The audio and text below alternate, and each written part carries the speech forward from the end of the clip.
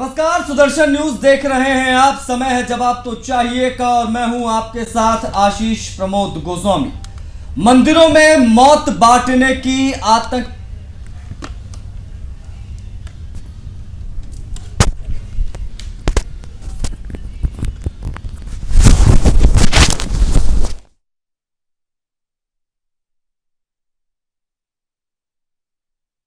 तो मंदिरों में मौत बांटने की आतंकी साजिश। जी हां, यह मामला वाकई बेहद गंभीर है और मेरे पीछे लिखे इस वाक्य और इन तीनों आतंकवादियों का कनेक्शन क्या है, लाखों हिंदुओं को मारने के लिए कितनी बड़ी साजिश ये आतंकवादी रच रहे थे, इसके बारे में आपको आज पूरी जानकारी देंगे। लेकिन उससे पहले आपको थोड़ा पीछे लेकर चलेंगे। चलिए, साल 2019 में जब धर्मयोद्धा डॉक्टर सुरेश चाणक्य जी ने अपने चर्चित शो बिंदास बोल में प्रसाद जिहाद को दिखाया था और देशवासियों का ध्यान इस ओर आकर्षित किया था। और अब दिल्ली ब्लास्ट के बाद जब हमारी एजेंसीज ने आतंकियों की धरपकड़ शुरू की, नए सिरे से गिरफ्तार आतंकवादियों से पूछताछ शुरू की, तो धर्मयोद्धा डॉक्टर सुरेश चाणक्य जी द्वारा किया गया प्रसाद जिहाद का दावा 100% सही पाया गया। आज वही आतंकी साजिश, वही चेहरे, हिंदुओं के प्रति जिहादियों की नफरत खुलकर सामने आ गई है। दरअसल गुजरात एटीएस ने खुलासे में पूरे देश को झकझोर दिया है। दिल्ली ब्लास्ट से पहले गुजरात के अहमदाबाद से ये 3 आतंकवादी गिरफ्तार हुए थे, इनको आप देख सकते हैं। इनमें से एक का नाम है डॉक्टर मोहिनुद्दीन, दूसरा है डॉक्टर सोहेल और आजाद सैफी। इनमें से 2 उत्तर प्रदेश के हैं। अब पुलिस की कुटाई के बाद इन्होंने कबूल किया कि वे भारत के तमाम बड़े और विख्यात मंदिरों के प्रसाद में रिसिन जैसा जहर मिलाकर लाखों भक्तों को मारने की साजिश रच रहे थे। ठीक सुना आपने। अब जरा कल्पना कीजिए, मंदिरों के प्रसाद में जहर, और वो भी रिसिन, जो साइनाइड से भी कई गुना ज्यादा घातक होता है। मतलब साफ है भाई, आतंकवादियों ने जय श्री राम के जयकारे के बीच मौत बांटने का प्लान रचा था। और इस साजिश के पीछे अफगानिस्तान में बैठा अबू खदीजा नाम का एक राक्षस था। क्या अब भी कोई कहेगा कि ये इस्लामोफोबिया की बात कर रहे हैं हम? क्या अब भी कोई ये बोलेगा कि आतंक का कोई धर्म नहीं होता? जब जगन्नाथ जी का मंदिर, अयोध्या का भव्य राम मंदिर, काशी विश्वनाथ का मंदिर और लखनऊ का हनुमान सेतु मंदिर, दरअसल ये तमाम सनातनियों के आस्था का केंद्र इन आतंकवादियों के निशाने पर थे। ये वही चेतावनी है जो सुदर्शन न्यूज ने साल 2019 में दे दी थी। आज वो दावा सच साबित हुआ। अब आते हैं सवालों पर। क्या प्रसाद अब जिहाद का नया हथियार बन गया है? क्या ये सवाल वाकई बेहद गंभीर है? हम और आप मंदिरों में जाते हैं, प्रसाद खाते हैं, और उस प्रसाद में अगर रिसिन जैसा जहर मिला हो जो सिर्फ स्किन पर टच करने भर से आपकी जान ले ले, क्या होगा? रिसिन जैसा जैविक जहर या आतंकवादियों ने इसको हथियार कैसे बना लिया, ये उन तक कैसे पहुंचा, इसके बारे में भी बात होगी आज। सुरक्षा एजेंसीज पहले चेतावनियों को हल्के में क्यों लेती हैं? क्योंकि 19 में हमने चेता दिया था कि इस प्रकार की चीजें हो सकती हैं, आतंकवादी इस प्रकार की हरकतें कर सकते हैं, लेकिन चेतावनियों को हल्के में लेना भारी पड़ सकता था। मक्का मदीना या मस्जिदों पर इस प्रकार के हमले क्यों नहीं होते? जिस प्रकार की दिल्ली में ब्लास्ट हो जाते हो, तमाम मंदिरों पर ब्लास्ट की खबरें आई पिछले कुछ वर्षों में। खैर, कब तक ये कहा जाएगा कि भाई आतंक का कोई धर्म नहीं होता? क्योंकि हम देखते हैं तमाम ऐसे बयान वायरल होते हैं, इसमें लोग कहते हैं भाई आतंक का तो कोई धर्म नहीं होता। अगर नहीं होता तो हिंदुओं को ही टारगेट क्यों किया जा रहा है? ला इलाहा इल्लल्लाह, इस तमाम बातें आतंकवादी क्यों करते रहते हैं? ये किस धर्म में, किस मजहब में बोला जाता है? कुल मिलाकर जो खुलासा गुजरात एटीएस ने आतंकियों से पूछताछ के बाद किया, उससे साफ हो चुका है कि आतंकवादियों की साजिश हिंदुओं का नरसंहार करने की थी। अब प्रसाद से तबाही का यह पूरा प्लान, आतंकवादियों की रणनीति, इन सब पर हमने एक रिपोर्ट तैयार किया। पहले आपको वो दिखा देते, उसके बाद में कौन कौन से अतिथि हमारे साथ जुड़ रहे हैं इस विषय पर, बेहद गंभीर विषय पर चर्चा करने के लिए, वो भी आपको बताएंगे। लेकिन रिपोर्ट इसी पर।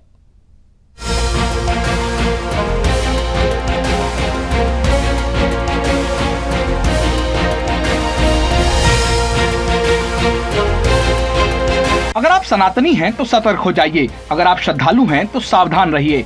क्योंकि दुश्मन अब भी सक्रिय है, वो दुश्मन जो हमारी आस्था, हमारे मंदिरों और हमारे भक्तों को निशाना बना रहा है। गुजरात एटीएस ने अहमदाबाद से गिरफ्तार किए 3 आतंकियों के खुलासे ने पूरे देश को हिला करके रख दिया है। तीनों आरोपी डॉक्टर मोइनुद्दीन, सोहेल और आजाद सैफी ने जो कबूलनामा दिया है, उसने हमारी सुरक्षा एजेंसियों की रातों की नींद उड़ा दी है। इनका मकसद था दिल्ली, लखनऊ और भाग्यनगर के बड़े मंदिरों में भक्तों को प्रसाद के जरिए जहर देना। जी हाँ, आप सही सुन रहे हैं। जांच में सामने आया है कि ये तीनों एक ऐसे रासायनिक जहर रिसीन का उपयोग करने की योजना बना रहे थे जो एक बूंद से सैकड़ों जिंदगियां खत्म कर सकती थीं। वही रिसीन जिसे दुनिया के सबसे खतरनाक जैविक हथियारों में से एक गिना जाता है। एटीएस का कहना है इन आतंकियों की योजना थी कि मंदिरों में भक्तों को प्रसाद में जहर मिला करके बड़े पैमाने पर नरसंहार करना। यह खुलासा नया नहीं है। साल 2019 में सुदर्शन न्यूज के प्रधान संपादक डॉक्टर सुरेश चौहान ने बिंदास बोल में पहले ही आगाह किया था कि प्रसाद जिहाद जैसी साजिशें हिंदुओं की आस्था पर सीधा हमला हैं। और आज एटीएस की गिरफ्त में आए इन आतंकियों के खुलासे ने उसी चेतावनी को सच साबित कर दिखाया है। देखते हैं, उनके सामने चौंकाने वाली बात है। हम तो नहीं चौंके हैं क्योंकि हम जानते हैं कि ऐसा हो सकता है, लेकिन हिंदुस्तान में इसकी शुरुआत हुई। जी हाँ, हमने आपके सामने कभी लव जिहाद शब्द का उल्लेख सुदर्शन चैनल था जिसने पहली बार किया था। लैंड जिहाद का किया था, इसके साथ साथ अनाज जिहाद का किया था, फसल जिहाद का किया था। तमाम जिहादों के बाद एक और नया जिहाद आपके सामने, नाम तो हम दे रहे हैं लेकिन लेकर आ रहे हैं आईएस के आतंकवादी। जी हाँ, नाम है प्रसाद जिहाद। मतलब है हिंदू मंदिरों में जो प्रसाद बांटा जाता है, उस प्रसाद में विष डालकर लोगों को मारना। आतंकवाद के लिए बॉम्ब चाहिए, बंदूकें चाहिए, ट्रेनिंग चाहिए, कई चीजें चाहिए। और उसके लिए अब इस मोदी सरकार के शक्ति के बाद वो करना भी मुश्किल हो गया है। और इसलिए आसान तरीका है, जहर मिलाओ और बॉम्ब धमाके से ज्यादा लोगों को मार दो। जब फ्रांस में ट्रक के द्वारा लोगों को कुचला गया और वो जिहाद से जोड़ा गया, तभी हमने कहा था कि भारत में भी हो सकता है। और दिल्ली में यह घटना घटी, लेकिन उसको किसी ने भी उस जिहाद से जोड़कर प्रस्तुत नहीं किया। अब ये कोई पहली बार नहीं है जब आस्था पर हमला हुआ हो। 1 जून 1984 अमृतसर के स्वर्ण मंदिर पर हमला। 1998 हिमाचल के चंबा में मंदिर क्षेत्र में नरसंहार। 30 मार्च 2002 जम्मू के रघुनाथ मंदिर में फिदायीन हमला। 24 सितंबर 2002 अक्षरधाम मंदिर पर ग्रेनेड अटैक। 7 मार्च 2006 वाराणसी के संकट मोचन मंदिर पर धमाके। 10 नवंबर 2025 दिल्ली के गौरी शंकर मंदिर पर आतंकी हमला। हर हमले का निशाना था आस्था और हर हमले में मारे गए निर्दोष श्रद्धालु। ऐसे में अब सवाल यह है कि क्यों मंदिर, क्यों तीर्थ स्थल, क्यों हमेशा ही वो जगह जहां पर आरती होती है, जहां पर भजन होता है, जहां पर श्रद्धा की गूंज उठती है? क्या किसी ने कभी किसी दूसरे धर्म स्थल पर इस तरह का हमला देखा है? क्या कोई आतंकवादी संगठन कभी उन जगहों को निशाना बनाता है जहां हिंसा और नफरत के बीज पनपते हैं और जहां पर खुलेआम नरसंहार करने की पाठशाला चलाई जाती हो? क्यों किसी मस्जिद में आतंकी हमले की घटना सामने नहीं आती? और सबसे बड़ा, क्यों कभी कोई आतंकी हमला मक्का मदीना पर नहीं हुआ है? इसलिए जो लोग कहते हैं कि आतंक का कोई धर्म नहीं होता, उन्हें सुदर्शन न्यूज साफ कहना चाहता है, आतंकवाद का सिर्फ एक रंग और एक मजहब है, और वो है हरा। Bureau report, Sudarshan news.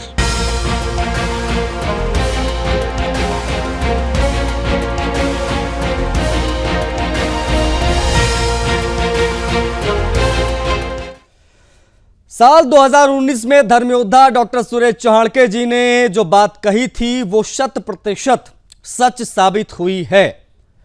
Gujarat ATS ने जो खुलासा किया है इन 3 आतंकवादियों को कूटने के बाद, तो वो तमाम चीजें चरितार्थ हो गई। 2019 में धर्मयोद्धा डॉक्टर सुरेश चौहान जी ने कहा था, उन्होंने कहा था कि अब हथियार लेकर आतंकवादी नहीं आएंगे, अब प्रसाद में विष मिलाकर, जहर मिलाकर हिंदुओं को मारा जा सकता है। और वही खुलासा यहां पर हो गया है। आतंकवादियों को गिरफ्तार करने के बाद जब इनसे पूछा गया ये रिसिन नामक जैविक हथियार, ये जहर उनके पास कैसे आया और क्यों आया, तब उन्होंने बताया कि हम लोग मंदिरों में जो प्रसाद बंटने वाले थे उसमें इस रिसिन को डालकर लोगों की हत्या करने की साजिश रची थी। जगन्नाथ जी का मंदिर, लखनऊ का हनुमान सेतु मंदिर, भगवान राम का भव्य राम मंदिर अयोध्या का, इन तमाम मंदिरों के रेकी करते हुए वीडियो इनके मोबाइल में मिले हैं। अब क्या फिर से यह कहना सही होगा कि आतंक का कोई धर्म नहीं होता? शायद जो लोग कहते हैं वो सही कहते हैं, क्योंकि धर्म तो इनका नहीं होता, मजहब होता है, और वो होता है इस्लाम, क्योंकि तमाम आतंकवादी उसी मजहब से निकल कर आते हैं। एनीवेज, हमारे साथ कौन कौन से पैनलिस्ट कनेक्ट हो गए इनको स्क्रीन पर लेकर आया जाए। आकाश राय प्रवक्ता बीजेपी के हैं, आशीष सैनी प्रवक्ता कांग्रेस पार्टी के हमारे साथ जुड़ गए हैं, चंद्रांशु जी महाराज हिंदू धर्म गुरु, मोहम्मद अकील खान मुस्लिम स्कॉलर हैं, और पीके सहगल जी हमारे साथ जुड़ने वाले थे लेकिन वो नहीं जुड़े। आज हमारे साथ कमांडर भूषण दीवान जी जुड़े हुए हैं। आप सभी का बहुत स्वागत है और मैं चर्चा की शुरुआत करूंगा आप सभी का आभार जताते हुए कि आप लोगों ने हमें समय दिया है। बिना किसी देरी के मैं भारतीय जनता पार्टी के प्रवक्ता आकाश राय जी से पहला सवाल लेना चाहूंगा। आकाश जी, सीधा सवाल यह है कि जब पहले एजेंसीज को चेता दिया जाता है, तमाम जानकारियां मिल जाती हैं, उसके बावजूद इन तमाम चीजों को इग्नोर क्यों किया जाता है? 2019 में हमने कह दिया था कि प्रसाद जिहाद हो सकता है, उसकी संभावनाएं हैं, लेकिन उस ओर ध्यान नहीं दिया गया। अब जब आतंकवादी उस जिहाद को अंजाम देने के बेहद करीब थे, तब जाके इनको पकड़ा गया। आकाश जी, एक बार अनम्यूट कर लीजिएगा अपने फोन या डिवाइस जो भी आपके सामने। आकाश जी, देखिए आवाज आ रही है? अब आपकी आवाज आ रही है जी। आकाश जी, आशीष जी, देखिए सबसे पहले तो मैं इस देश की सुरक्षा एजेंसियों को धन्यवाद दूंगा कि उन्होंने इन आतंकवादियों को पकड़ा। ये अगर किसी बड़ी घटना को अंजाम दे देते तो सोचिए क्या होता। तो इसलिए ये कहना कि क्यों नहीं किया, निश्चित तौर पे मुझे लगता है कि देश की सुरक्षा एजेंसियां लगातार इन मसलों को देखती रहती हैं और समय समय पे ऐसी गिरफ्तारियां भी होती रहती हैं। ऐसा नहीं है कि ये कोई पहली बार हुआ है। आप लेकिन जो सवाल मूल है, आप देखिए कि बम भी ये लोग फोड़ रहे हैं, पत्थर भी ये लोग फेंक रहे हैं। अब ये प्रसाद के मतलब प्रसाद को भी नहीं छोड़ना चाहते, उसमें भी जहर मिलाकर मारने की साजिश रच रहे हैं। जिस प्रकार से कट्टरपंथी आज पूरे भारत में भारतीय जनता पार्टी के नेतृत्व की सरकार के जो अच्छे काम है उसको ये पचा नहीं पा रहे हैं, उससे ये डरे हुए हैं, ये इनको ये सहा नहीं जा रहा है कि कैसे भारत आज पूरे विश्व में एक बड़ी शक्ति के रूप में उभर रहा है। तो कहीं ना कहीं देश का माहौल खराब करने के लिए इस प्रकार की गतिविधियों को अंजाम देने का प्रयत्न किया जा रहा है। लेकिन मैं मानता हूं कि देश की सुरक्षा एजेंसियां पूरी तरीके से चौकस और चौकन्नी है। ओके, आप बने रहिएगा, हम लोग इस पर और विस्तार से बात करेंगे। ओपनिंग रिमार्क मैं चाहूंगा सभी के छोटे हों ताकि हम इस पर हमें समय मिले थोड़ा सा चर्चा करने का डीपली। आशीष सैनी जी हमारे साथ है, कांग्रेस पार्टी के स्पोक्स पर्सन। आशीष जी, जो आतंकवादी गतिविधियां सामने आ रही हैं निकलकर, हमने देखा दिल्ली में ब्लास्ट, उसके बाद में लगातार ऐसे आतंकवादी पकड़े जा रहे हैं जिनसे अलग अलग मॉड्यूल के खुलासे हो रहे हैं। इसकी मुख्य वजह आप क्या मानते हैं और एजेंसीज की इस एक्शन को आप किस प्रकार से देख रहे हैं, जिसमें एक बहुत बड़ा प्रसाद जिहाद था, रिसिन नामक जैविक जहर के इस्तेमाल करते हुए आतंकवादी करने जा रहे थे, उसका जो खुलासा हुआ उस पर? आशीष जी, आपने दो सवाल पूछे। पहला कि जो तमाम आतंकवादी घटनाएं हो रही हैं, इसके लिए जिम्मेदार कौन है? इसके लिए निश्चित रूप से जिम्मेदार इसलिए है कि जब देश के गृह मंत्री अपने गृह मंत्रालय का काम छोड़कर चुनाव प्रचार में लगे रहेंगे तो इस प्रकार की चूक होने की संभावनाएं हैं। सुरक्षा एजेंसियां अपने आप में बहुत मजबूत हैं, वो काम कर सकती हैं और जो गोपनीय सूचनाएं एजेंसीज को मिलती हैं वो निश्चित रूप से वो आपस में शेयर करके इन अपराधों से बचने के लिए पूरे राज्य का और केंद्र का जो सुरक्षा तंत्र है वो मिलकर कार्य करता है। लेकिन ऐसा क्या कारण है कि गृह मंत्रालय को ये चीज मॉनिटर करने का समय नहीं है कि एक बड़े चैनल के सबसे बड़े मालिक ने आपको एक जानकारी दी प्रसाद में जहर मिलाने की, और केंद्रीय मंत्रियों के पास और सरकार के पास समय ही नहीं है कि इतनी महत्वपूर्ण जानकारी पर कोई रिएक्शन दे सके। दूसरी बात, आप अभी भारतीय जनता पार्टी के प्रवक्ता महोदय हैं, इन्होंने भी बताया कि भारतीय जनता पार्टी पूरी तरह से आतंकवाद के खिलाफ सक्रिय रूप से लगी हुई है। तो मैं एक घटना सुनाऊंगा कि तिरुपति बालाजी में चर्बी मिला हुआ घी देने की जांच हुई, उसमें सीबीआई ने मुकदमा दर्ज किया और मुकदमा दर्ज करने के बाद एक व्यक्ति जो उत्तराखंड में एक फैक्ट्री चला रहे हैं और 34 लाख किलो का घी सप्लाई का टेंडर उनको दिया गया, और उनके नाम अब सामने आए सारे सबूतों और गवाहों के साथ। तो ये भाजपा प्रवक्ता उनका नाम क्यों चर्चा में नहीं ला रहे हैं? क्योंकि वो भाजपा से जुड़े हैं और प्रसाद सप्लाई करने का ठेका इन्हीं के पास है, चाहे उज्जैन में हो, चाहे मतलब भारतीय जनता पार्टी के मतलब मैं जहां तक समझ पा रहा हूं आप ये कह रहे हैं आशीष जी की ये बहुत बड़ी लापरवाही है और इस पर ध्यान देने की आवश्यकता थी। अगर समय रहते ध्यान दिया जाता तो शायद ना दिल्ली में ब्लास्ट होता, ना ही इस प्रकार की कोई बड़ी वारदातें, बड़ी साजिश रची जाती। आशीष जी मैं लौटूंगा, आपको मौका मिलेगा अपनी बात रखने का। बाकी जो पैनलिस्ट हैं उनसे उनका ओपनिंग रिमार्क एक बार हो जाए। सर प्लीज आप बने रहेगा। कमांडर भूषण दीवान जी भी हमारे साथ हैं और मोहम्मद अकील हमारे साथ हैं। कमांडर भूषण दीवान जी, आप सर किस प्रकार से देख रहे हैं इन तमाम आतंकवादियों के इस मॉड्यूल को? हमने 2019 में यह खुलासा किया था कि प्रसाद जिहाद की साजिश रच सकते हैं क्योंकि आतंकवादी अब उस पैमाने पर इंडिया नहीं आ पाते हैं, हिंदुस्तान में नहीं आ पाते हैं जैसे पहले आ जाते थे। अब ये लोग यहीं के लोगों को हायर करेंगे और इन्हीं लोगों से तमाम प्रकार के आतंकवादी घटनाओं को अंजाम देंगे। उसमें एक प्रसाद जिहाद की बात भी कही थी जो गुजरात एटीएस ने पूछताछ के बाद खुलासा किया है। दीवान साहब,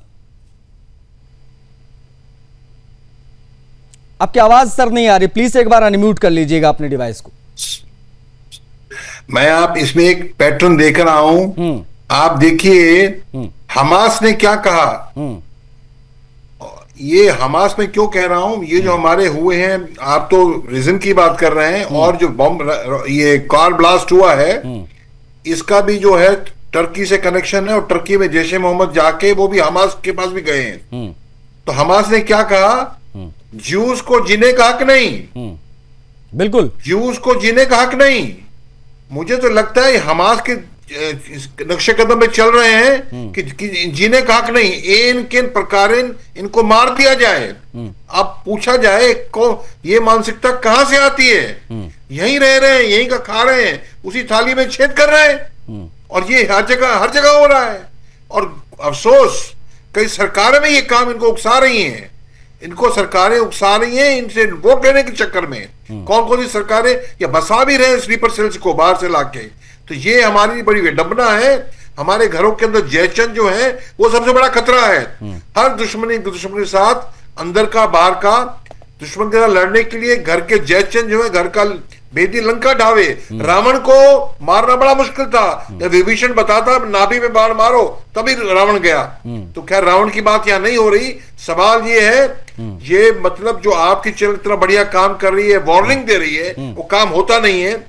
कल भी ये बात हुई, समाज में जागरूकता लाना कि हम खतरे में हैं भाई, ये हम आपकी चैनल बखूबी कर रही है। ठीक, भगवान सर हमने अभी कुछ दिन पहले, अभी जो दिल्ली में ब्लास्ट हुआ उससे पहले, अगर कोई सुदर्शन न्यूज देखता है नियमित अंतराल पर उसको पता होगा सर कि हमने अभी एमबीबीएस जिहाद की बात की थी। हमने कहा था एमबीबीएस जिहाद भी चल रहा है देश में और वो चीज दिखाई दी है। ये तमाम एमबीबीएस डॉक्टर्स निकल कर सामने आए हैं। प्रत्यक्ष को प्रमाण की आवश्यकता क्या है? अगर जाकर आप देखें तो बिंदास बोल से लेकर जागो में हमने कई बार इन इश्यूज को उठाया है कि एमबीबीएस जिहाद है, इस पर ध्यान देना चाहिए एजेंसीज को, सरकार को, लेकिन ध्यान नहीं दिया गया। दिल्ली में ब्लास्ट हुआ, मोहम्मद मुजम्मिल, मोहम्मद उमर जो आतंकवादी इसमें ब्लास्ट हुआ खुद एमबीबीएस था। ऐसे हमने तमाम जो है खुलासे किए, लेकिन सरकार ने इस ओर कभी ध्यान नहीं दिया। छोटी सी बात कहनी आशीष जी, सलमान रश्दी की किताब पढ़ी होगी आपने, जिनकी अगेंस्ट फतवा जारी कर दिया था ईरान में से। सलमान रश्दी ने कहा था ये ऐसी मानसिकता है, कितना पढ़ जाए, लिख जाए, अमीर हो जाए, पर दुनिया में तबाही मचाना ये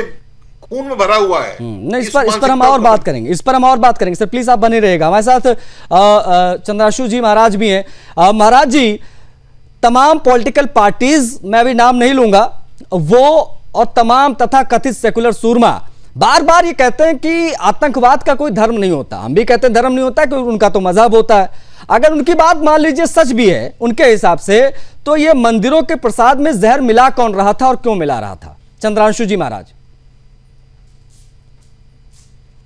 कि आतंकवाद का कोई धर्म नहीं होता, हम भी कहते हैं कि आतंकवाद का कोई धर्म नहीं होता, पर ज्यादातर आतंकवादी जो होते हैं वो कहीं ना कहीं एक वर्ग विशेष मुस्लिम समाज से ही आते हैं। यह भी सच है, इस अनुपात को देख लेना चाहिए। तो जो ये कहते हैं कि आतंकवाद का धर्म नहीं होता, मुस्लिम समाज के इतने बहुतायत लोग अगर आ रहे हैं, ये चेहरा दिखाता है कि इस्लाम धर्म ही कहीं ना कहीं जिहादियों को, आतंकवादियों को लगातार पैदा कर रहा है। दूसरी बात, इनकी शिक्षा नीति ही ऐसी है, क्योंकि मदरसे का पढ़ा हुआ कोई व्यक्ति ना आईएएस बन रहा, ना पीसीएस बन रहा, ना डॉक्टर बन रहा, ना इंजीनियर बन रहा, ना इनके मदरसे की शिक्षा देश के किसी काम पर आ रही है, फिर सरकार ऐसी शिक्षा को क्यों पोषित कर रही है? इस बात को सोचने की जरूरत है, समझने की व्यक्ति को जरूरत है। फिर मैं कह रहा हूं कि जितने भी घटनाएं लगातार हो रही हैं, जिस तरह से साजिश हो रही है, ये इनकी शिक्षा नीति में है, इनके कुरान के कारण है, क्योंकि यह गैर मुस्लिमों को सबको काफिर समझती है। तो ये जिहाद करते ही रहेंगे, ये मारते रहेंगे।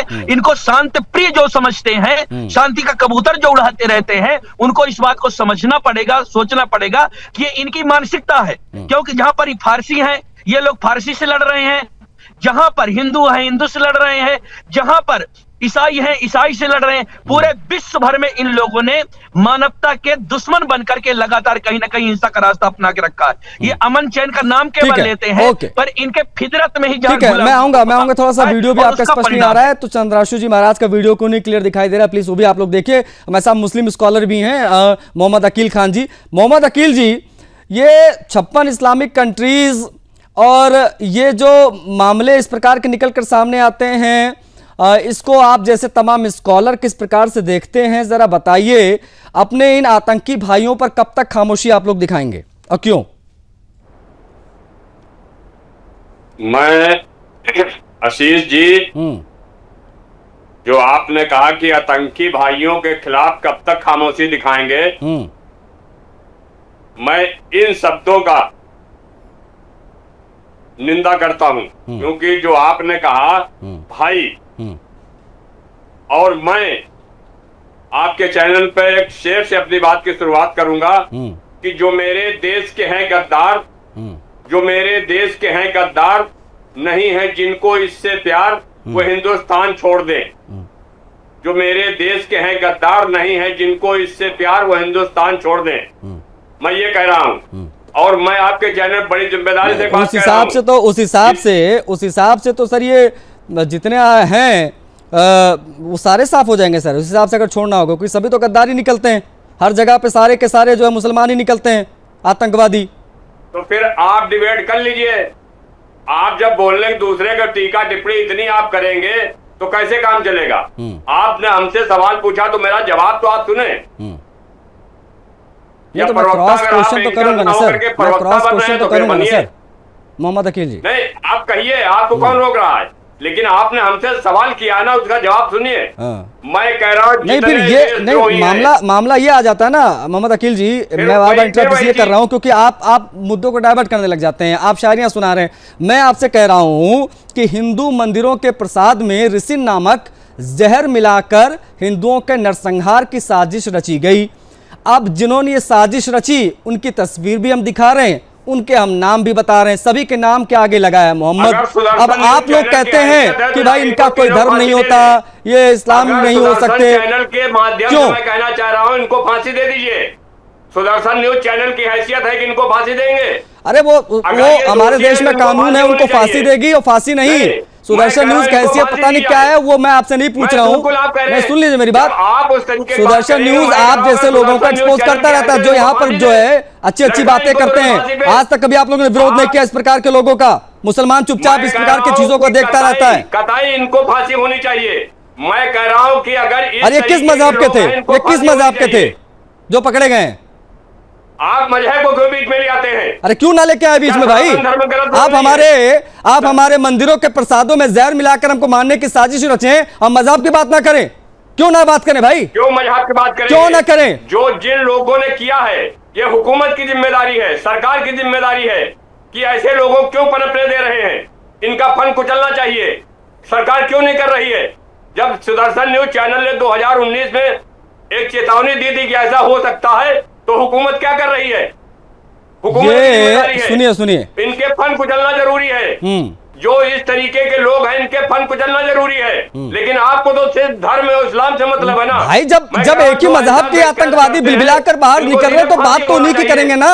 देखिए हम लोग ना, ये हम लोग सुन लीजिए, हम लोग ये फर्जी सेकुलरिज्म का चोला ओढ़ कर घूमने वाले लोग नहीं है। जो बात है वो डंके की चोट पर करते हैं। होनी चाहिए।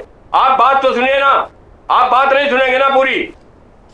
सुन लीजिए, आपकी बात सुन ली मैंने, आपकी बात मैंने सुन ली। इस तरीके की जल्दी से समाप्त करिए। इनको सीधे फांसी होना चाहिए।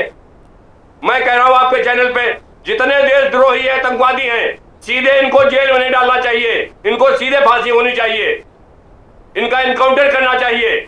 जो हमारे देश के गद्दार हैं, ये आतंकवादी हैं, देशद्रोही हैं, इनको सीधे फांसी होनी चाहिए। इनकी जेल में जगह नहीं है, इनको सीधे फांसी पे चढ़ाना चाहिए। सरकार की जिम्मेदारी है फांसी देना, न्यायपालिका की जिम्मेदारी है, दे फांसी तुरंत।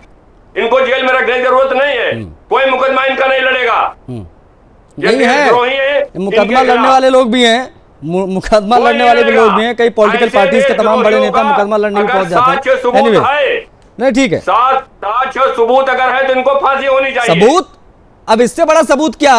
मोहम्मद उमर नाम का आतंकवादी खुद को उड़ा ले रहा है सर दिल्ली में, खुद को उड़ा ले रहा है वो। सुदर्शन न्यूज चैनल सबूत नहीं देगा। अब कौन सा सबूत? Supreme court. अरे सुप्रीम कोर्ट कहना बंद कर दीजिए, सुप्रीम कोर्ट कहना बंद कर दीजिए। सुप्रीम कोर्ट के आड़ में नहीं छिप पाएंगे। मैं आपसे ज्यादा इस विषय में बात नहीं करूंगा। आकाश जी कुछ कहना चाह रहे थे। आकाश जी, आप बात कर ही नहीं सकते हैं। आकाश जी, हमने आपको कल ही दिखा दिया था नन्हे जिहादियों को। ये नहीं, सुन लीजिए, ये आतंकवादियों के पिल्ले किस प्रकार की बात कर रहे थे कि लालकोट के बाहर दिखाया था कल हमने आपको। भूल गए आप? इस प्रकार की मानसिकता के साथ ये बड़े होते हैं, इस प्रकार की मानसिकता के साथ ये बड़े होते हैं, बाद में जो है बम बनकर फट जाते हैं कहीं पर भी 72 ऊरों के चक्कर में। इस मानसिकता पर बात बहुत जरूरी है, इस मानसिकता पर बात बहुत जरूरी है, इस मानसिकता पर बात बहुत जरूरी है। हमारे साथ आशीष जी हैं। आशीष जी, आकाश जी अपनी बात आप रखिएगा, हैंड रेज कर रहे थे। चंद्रशेखर जी महाराज की तरफ भी बढ़ूंगा। आकाश जी, अगर हम ये कहते हैं कि आतंकवादी सभी एक ही मजहब के क्यों होते हैं तो उसमें क्या गलत है? हर आतंकवादी के नाम के आगे मोहम्मद लगा हुआ है, ये किसी मजहब के नहीं है क्या? मैं यही तो कह रहा हूँ, मैं यही कहना चाह रहा हूँ। तो आपका बस चले तो हमें घोषित कर देंगे ना। आपने सत्य बोला कि भाई एक ही मजहब के लोग क्यों आतंकवादी होते हैं। तो मतलब आज स्थिति ये है आकाश जी कि हम अगर अपने मंदिरों से प्रसाद लेने जाएं तो हमको डर कर उस प्रसाद को लेना पड़ेगा। डर ऐसा आ गया है इन आतंकवादियों, इन जिहादियों की वजह से। मैं उसी पे आ रहा हूँ। ये जो आतंकवादी पकड़ा गया है, आपने उसकी पोस्टर लगा रखी है पीछे, उसकी शक्ल देखिए, सुअर जैसी शक्ल है। ये चीन से पढ़ के आया है, और जिस चीन में इसने पढ़ाई की है उस चीन में कम्युनिस्टों की सरकार में मस्जिदों को बम से उड़ा दिया गया। वहां पर ये चू नहीं बोल पाए, वहां पे ये चू नहीं बोल पाए।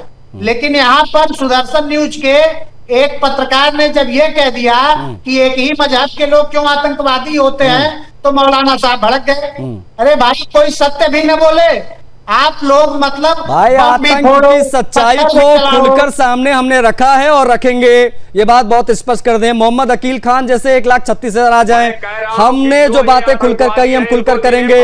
हम जो है आतंकवादियों को नैतिक समर्थन नहीं देंगे, हम खुलकर कहेंगे ये सारे के सारे इस्लामी आतंकवादी हैं, इस्लामिक आतंकवादी। हम इन्हीं शब्दों का इस्तेमाल करेंगे क्योंकि ये सब एक ही मजहब से निकल कर आए हैं। सुन लीजिए, लालकोट के बाहर जो ब्लास्ट हुआ, सुनिए, गौरी शंकर मंदिर को टारगेट करने के लिए जिस प्रकार से ब्लास्ट किया गया, जो आतंकवादी था उससे पहले वो मस्जिद गया था, मस्जिद से वो अपनी गाड़ी घुमाकर ला गया, उसने वहां ब्लास्ट की। मस्जिद में क्या करने गया था? भजिया तल रहा था वहां पर। वो किस मजहब के लोग मस्जिद जाते हैं?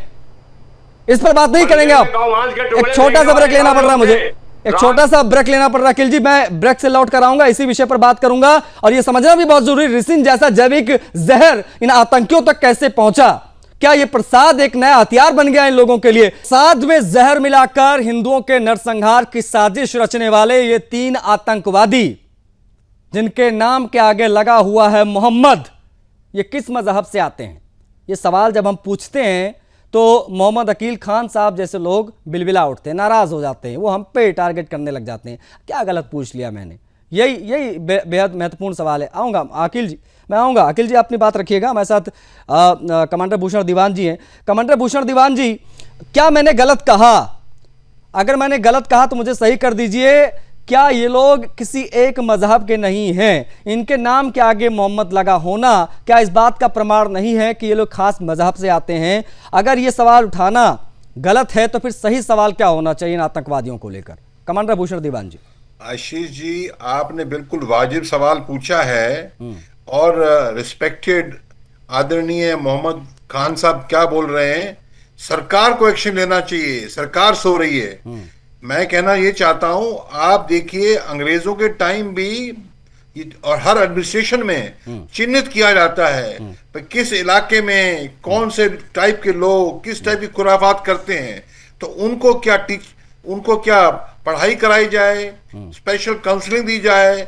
और जैसे वो अभी चीन में एक रिस्पेक्टेड पैनलिस्ट कह रहे थे कि कहते इस्लाम बीमारी है, मस्जिदें तोड़ रहे हैं वहां पे।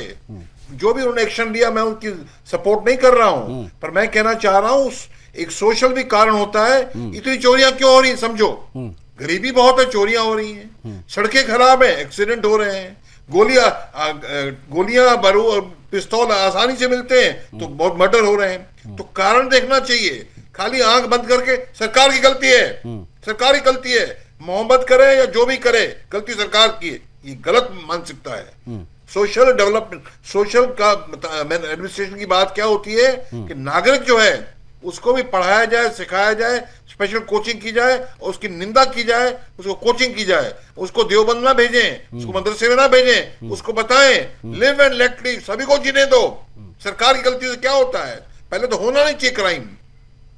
आप बिल्कुल सवाल बराबर पूछ रहे हैं। नहीं, 2000 साल पहले ही चाणक्य ने कह दिया था कि जिस भी पढ़ाई में राष्ट्र के बारे में ना पढ़ाया जाए, जिस भी पढ़ाई में राष्ट्र सर्वोपरि ना बताया जाए, वो पढ़ाई व्यर्थ है।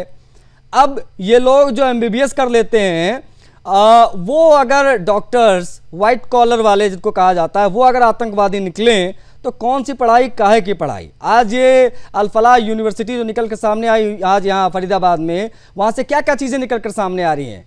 अब इन तमाम चीज़ों को लेकर बात की जाती है तो कई लोगों को बुरा लग जाता है। एनीवेज, मैं आशीष जी की तरफ बढ़ूंगा, कांग्रेस पार्टी के प्रवक्ता। आशीष जी, कब तक कहा जाएगा कि आतंक का कोई धर्म नहीं होता, कब तक? आप इसको मान नहीं लेते। मैं इसलिए कहूंगा कि एक और संस्था है जो मुसलमानों ने बनाई है, उस संस्था का नाम है तिरुमला तिरुपति देवस्थानम, TTD। ये संस्था उत्तराखंड में कंपनी है जो घी की सप्लाई करती है। 5 साल तक नकली घी की आपूर्ति करती रही, और जब इसके मालिक को एक CBI की SIT ने पकड़ा, उसका नाम था अजय कुमार सुगंध। अजय कुमार सुगंध नाम का एक मुसलमान इस काम को कर रहा था। और उसने एक और संस्था थी, उसने भोले बाबा ऑर्गेनिक डेयरी, जिसको तिरुपति से लेके कई और मंदिरों ने उसे प्रतिबंधित कर दिया। फिर उसमें मोनोडाइग्लिसिस और एसिटिक एस्टर जैसे लोग मिलाए। ये भी जो कंपनियां बनाई, ये मलेशिया से पाम ऑयल मंगाती थी। और एक और मुसलमान देश में, उसका नाम है गौतम अदानी, वो पाम ऑयल की जो सप्लाई है वो गौतम अदानी की कंपनी से इस कंपनी को होती थी।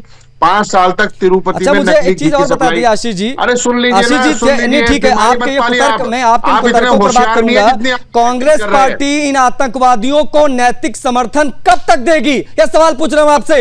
एक मोहम्मद मुजम्मिल मोहम्मद उमर, ये किस मजहब के थे? इस पर जवाब दो कांग्रेस पार्टी के प्रवक्ता आशीष सैनी, इस पर जवाब चाहिए। मक्का मदीना या मस्जिद पर हमला क्यों नहीं होता है? इस्लामोफोबिया वाला राग यहाँ नहीं अलाप पाएंगे आप मेरे सामने। ये क्या बात कर रहे हैं आप? गौतम अडानी को आतंकवादी कर रहे हैं आप? फूफा लगता है क्या? गौतम अडानी को आतंकवादी कर रहे हैं? सुगंध आपके फूफा समझ रहे हैं आप? आशीष सैनी, शर्म आ रही है आपको? शर्म आ रही है आपको?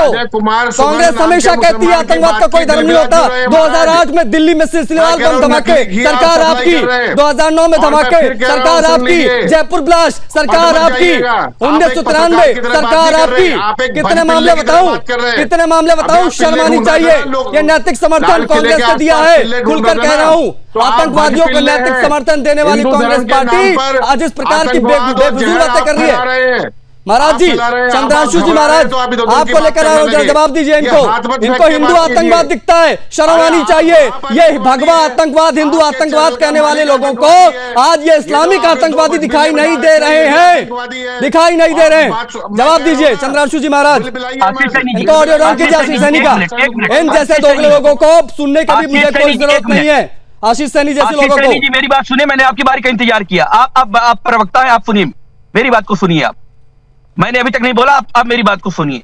मैं सिर्फ सीधा से बात कह रहा हूं कि मुस्लिम स्कॉलर बैठे हैं, सरकार की कब तक जिम्मेदारी? देश का गद्दार मुस्लिम समाज साबित होता जा रहा है, क्योंकि जब जब कोई अफजल गुरु की बात होती है, मुस्लिम समाज या ऐसे राजनीतिक पार्टी समर्थक लोग आते देने वाली कांग्रेस पार्टी बैठी हुई है, इनके केस लड़ने के लिए प्रिंसिपल कोर्ट को लाने पहुंच जाते हैं, उस पर बात कौन करेगा? चंद्राशु जी महाराज, ये आतंकवादी ऐसा नहीं पल पाले पोसे जाते हैं। तुम खुद आतंकवादियों को सप्लाई करते अरे हो। निश्चित तौर पर आशीष मैं कह रहा हूं, सैनी जी मैं निश्चित शर्म तौर कर पर लीजिए, शर्म कर लीजिए, अगर मुस्लिम थोड़ी सी समाज शर्म बची हो गद्दार तो होता जा रहा है, भगवा होता जा रहा है। डंका पीटते हो आप लगातार लोग, जितने भी जिहादी जिसको कोर्ट ने मानसिकता के गलत लोग हो साबित रहे किया। हैं मुस्लिम समाज से आ रहे हैं, उसको कोशिश करने वाली कांग्रेस पार्टी है, समाजवादी पार्टी है, हमको कोई दिक्कत की बात नहीं है। मैं भाजपा को ही समेटता हूं इस मामले में। भाजपा पार्टी चाहती 2019 में जब सुरेश चौहान जी ने दिखाया था, संज्ञान लेना चाहिए था। इन गद्दारों को वोट लेने का छोड़ करके ये जो कर रहे थे लगातार नहीं होता, ये नस्ल आज तक नहीं पल रही होती। ये लगातार उनको इकट्ठा करके आशीष सैनी जैसे लोग, ये सहयोग से हिंदू इनका सरनेम है और ये सब मैंने आशीष सैनी मैंने आशीष सैनी से एक सवाल पूछा, मैंने पूछा कब तक कहा जाएगा आतंक का कोई धर्म नहीं होता, तो ये बात चुभ गई, ये बात कांग्रेस पार्टी के प्रवक्ता को चुभ गई। कमांडर भूषण दीवान जी, आप एक सैनिक है, लेकिन मुझे आपसे ये सवाल पूछना पड़ रहा है, क्या आपको लगता है कि पॉलिटिकल पार्टी कोई भी हो सकती है, बीजेपी हो, कांग्रेस, कोई भी हो, क्या इस प्रकार की पार्टी अपने वोट बैंक के लिए आतंकवादियों को नैतिक समर्थन देती है या नहीं देती है? बताइए, क्या इनके पार्टी के बहुत बड़े नेता कोर्ट खुलवाने के लिए नहीं पहुंच जाते हैं? क्या आतंकवादियों का केस नहीं लड़ने लग जाते हैं? क्या कांग्रेस पार्टी के बड़े नेता, पूर्व मुख्यमंत्री मध्य प्रदेश के दिग्विजय, क्या वो हाफिज सईद जी कहकर संबोधित नहीं करते हैं? क्या इन चीजों पर बात नहीं होनी चाहिए? क्या संबोधित कर रहे हैं जनाब, ये वही नेता हैं जिन्होंने सैफरन टेररिज्म का शगुफा छोड़ा था। बिल्कुल। सप्लाई लेते हैं और वो आप साध्वी प्रज्ञा को, कल पुरोहित को, सर्विंग ऑफिसर को ब्लेम किया था। आप किताबें पढ़िए, उन्होंने सब रचा हुआ था। और जब बॉम्बे ब्लास्ट हुए तो उस टाइम क्या किया, कहे पार्टी नहीं, हम इस उकसाएंगे नहीं बात को, हम डोजियर दे देंगे पाकिस्तान को। बताइए, ये हाल है। ऐसे तो क्या होता है, ऐसे तो आप बढ़ावा दे रहे हैं, आप उनको, शय दे रहे हैं आप उनको, क्यों? चंद वोटों के लिए। आप साध्वी प्रज्ञा की टीम के आदमी लग रहे हैं मुझे। आशीष सैनी जी, आशीष सैनी जी, आशीष सैनी जी, आशीष सैनी जी, देश की अदालत ने इस मामले में क्या फैसला सुनाया, बताइए। आशीष सैनी जी, वो जो आप लोगों का नहीं, आप लोगों का जो पूरा प्लान था भगवा आतंकवाद को लेकर, उस पर कोर्ट ने क्या फैसला सुनाया? सुप्रीम कोर्ट ने बाकायदा क्लीन चिट दिया प्रज्ञा ठाकुर को। अब यहाँ पर बैठ करके ब्लेम नहीं कर सकते, ये उचित नहीं होगा। आप अपने ऊपर कहते आप कोर्ट के ऊपर भी चले जाते हो, गलत बात, ये होना ही नहीं चाहिए। ऐसे ब्लेम मत करो आप। अगर राष्ट्रवादी होना गुनाह है तो हम सब गुनाहगार हैं। प्रज्ञा ठाकुर अगर इस मामले में गुनाहगार है, देश की बात करती, राष्ट्र की बात है, तो पूरा देश, हम लोग जितने विचारधारा को मानते हैं सब लोग गुनाहगार हैं। हम लोग उनके साथ नहीं खड़े, भारत माता के टुकड़े करने के लिए खड़े हुए हैं, हम उनके साथ नहीं है। नहीं, जो कश्मीर कांग्रेस पार्टी किस मुंह से इस प्रकार की बातें कर रही है? नहीं बोलते। मैं फिर से आशीष सैनी, फिर से एक सवाल पूछ रहा हूँ। आशीष सैनी सुन लो, आपसे मैं फिर से एक बहुत साधारण सा सवाल पूछ रहा हूँ, उसका जवाब अगर देने की हिम्मत हो तो देना, ना हो तो उठ के चले जाना, कोई मतलब नहीं है। मैं बिल्कुल कह रहा हूँ, खुल्लम खुल्ला कह रहा हूँ। आशीष सैनी सुन लो सवाल। कांग्रेस हमेशा ये कहती है आतंकवाद का कोई धर्म नहीं होता, कांग्रेस पार्टी हमेशा ये कहती है आतंकवाद का कोई धर्म नहीं होता, तो मंदिरों के प्रसाद में जहर कौन से मजहब के लोग मिला रहे थे? इसका जवाब दे कांग्रेस। हिम्मत है या नहीं है? मंदिरों के प्रसाद में जहर आपकी पार्टी के लोग मिला रहे थे। शर्म आनी चाहिए, शर्म आनी चाहिए। डूब मरो कांग्रेस वालों, डूब मरो। चुल्लू पर पानी ना हो तो यही से दे देता हूं आपको। 3 आतंकवादियों के नाम क्या मैं बता देता हूं। मैं उन तीनों आतंकवादियों के नाम बता देता हूं क्या क्या है। एटीएस ने खुलासा किया है, हमने नहीं खुलासा किया है, उनको कूटा गया कायदे से। तब ये आतंकवादियों ने जो है इस प्रकार की बातें की, उन्होंने बताया है कि वो रिसिन मिलाने की कोशिश कर रहे थे। सुन लीजिए तीनों आतंकवादियों के नाम, सुनिए, इनका ऑडियो डाउन करके सुनाना पड़ेगा। सुनिए आतंकवादियों के नाम, सुनिए क्या थे। Doctor Mohinuddin, doctor Suhail, doctor Azad Saifi. इन्होंने पुलिस की कुटाई के बाद कबूला है कि ये लोग रिसिन मिला रहे थे। आप भी मंदिर जाते होंगे, वो लड्डू आप भी खा लेते, आपका भी राम नाम सत्य हो जाता। आशीष सैनी जी, पता है आपको? पता है वो क्या होता है आपके साथ? आप भी हिंदू हैं, जहां तक मैं देख पा रहा हूं आपको, आप भी हिंदू ही हैं। आशीष सैनी जी, आप खाइए वो लड्डू। आशीष सैनी जी, आप भी हिंदू ही हैं, आप भी मंदिर जाते हैं। ये घटना किसी के साथ भी घट सकती थी। मोहम्मद अकील खान, आपसे जब मैंने पूछा शुरुआत में कब तक कहा जाएगा कि इनका कोई मजहब नहीं होता, इस पर आप लोग इन आतंकवादियों को नैतिक समर्थन क्यों देते हो? गुलामी करते रहेंगे तब तक। बताइए मोहम्मद अकील जी। अरे कांग्रेस पार्टी आतंकवादियों को गुलामी करती है, आतंकवादियों को गुलामी करती है, इसलिए देश ने लात मार के निकाल दिया, देश ने लात मार के निकाल दिया, देश ने लात मार के निकाल दिया कांग्रेस को। जानते थे ये समर्थन आप लोग करवाते हो, क्योंकि जिस तरीके से आप जय श्री राम का नारा लगवा करके मोहम्मद अकील खान, मैंने आपसे उम्मीद की थी आप अपने आप के नाम के आगे स्कॉलर लिखवाते हो। स्कॉलर का मतलब भी पता है? स्कॉलर का क्या मतलब होता है अकील खान? कोई समर्थन नहीं। स्कॉलर का क्या मतलब होता है? इसका सच्चा मुसलमान है, आतंकवादियों का कोई मुसलमान क्यों चुपचाप बर्दाश्त कर रहा है इन आतंकवादी घटनाओं को? खुलकर बोलता क्यों नहीं है? आप लोग बोले काम कर रहे हैं, इस वजह से कहना है कि इस मुल्क के अंदर मस्जिदों में पैसे मिलना, नकली नोट मिलना मस्जिद में, टेरर फंडिंग के मॉड्यूल के खुलासे होना मदरसों में, ये कहां हो रहा है? क्यों हो रहा है? क्यों कर रहे हो मदरसों में फंडिंग फिर? और आप करो, आतंकवादियों का कोई मजाक नहीं है। सरकार क्या सो रही है? सरकार अगर देश नहीं संभल रहा है, प्रधानमंत्री हिंदू, गृह मंत्री हिंदू, अपने मैंने इसलिए कहा सरकार को घेरने के लिए आगे आ जाते, लेकिन अपने आतंकवादी भाइयों के लिए चुप्पी साध लेते हो ना। ये नहीं बनेगा ना, क्योंकि आप हास्यास्पद है। एक छोटा सा रिएक्शन में आकाश जी का लूंगा, उसके बाद क्लोज करूंगा। आकाश जी आपने एक शब्द नहीं बोला, यहीं पर कांग्रेस पार्टी के प्रवक्ता बैठे हैं, खुल्लम खुल्ला कहते रहे आतंकवादियों के नाम। वो कह रहे हैं कि जो आतंकवादी पकड़े गए सब बीजेपी के हैं। बताइए। नहीं, जब मुझे आप अवसर देंगे तब तो मैं बोलूंगा। मैंने आपको बोला बीच में आकाश जी अपनी बात रखी, लेकिन आपने नहीं अपनी बात रखी। एनीवेज अभी जल्दी से सर। नहीं, बीच में देखिए आशीष जी, जब ये लोग बीच में इंटरप्ट करते हैं ना, तो मैं बोलना पसंद नहीं करता हूं। मैं चाहता हूं कि अपनी बारी में सब लोग बोले। ये बार बार कांग्रेस पार्टी के हमारे प्रवक्ता ये कह रहे थे कि आंध्र प्रदेश में ऐसे हुआ तो वहां पे चर्बी युक्त जो है घी का प्रयोग किया गया। इनको जानकारी होनी चाहिए कि वहां पे इन्हीं के भाई की सरकार थी, जगनमोहन रेड्डी की सरकार थी। उस टाइम पे ये पूरा घोटाला हुआ है, और जब हमारी सरकार आई है वहां पे एनडीए की, तो हमने इसका पर्दाफाश किया है। सारे लोगों को जेल भेजा गया है, इसमें जितने लोग दोषी थे सब पे कार्रवाई की गई है। इसका पर्दाफाश तो हमने ही किया। आप अपने ही पापों को बताते हो चैनल पे आके, और फिर आरोप लगाते हो। और बार बार आप लोग सुदर्शन न्यूज या पत्रकारों पे क्यों भड़क जाते हो भाई? कांग्रेस पार्टी हमने हमेशा से चुभने वाली बात इनसे की है ना। हमने कहा है कि कांग्रेस पार्टी आतंकवादियों को नैतिक समर्थन देती है, तो ये बात इनको चुभनी ही चुभनी है। जब हम कह रहे हैं कांग्रेस पार्टी बार बार ये क्यों कहती है कि आतंकवाद का कोई धर्म मजहब नहीं होता, तो इस पर ये लोग बौखला जाते हैं। इस पर ये जो मुस्लिम स्कॉलर आए थे वो बौखला गए। तो ये सारी चीजें जनता देखती है, समझती है। आतंकवादी घटनाएं किसकी सरकार में सबसे ज्यादा घटी हैं? जिन्होंने अपनों को खोया है, जिन्होंने बम फटते देखा है, जिन पत्रकारों ने उन तमाम घटनाओं को कवर किया, वो सब जानते हैं किसकी सरकार उस समय थी। और उसके बाद क्या एक्शन होता था, बॉर्डर उस पार जाकर या अंदर, कुछ नहीं। एक तरीके से जो है चुप्पी साझे सरकारें रहती थी। उसके बारे में बात बहुत जरूरी है यहाँ पर करना, इसलिए हम कह रहे हैं मंदिरों में मौत बांटने का आतंकी प्लान था, प्रसाद जिहाद था। 2019 में हमने बता दिया था, वही बात यहाँ सामने आई है। इस प्रकार के खुलासे सुदर्शन नियमित अंतराल पर करता रहेगा। चर्चा में इतना ही, बाकी जो मेहमान जुड़े सभी का आभार। जय हिंद।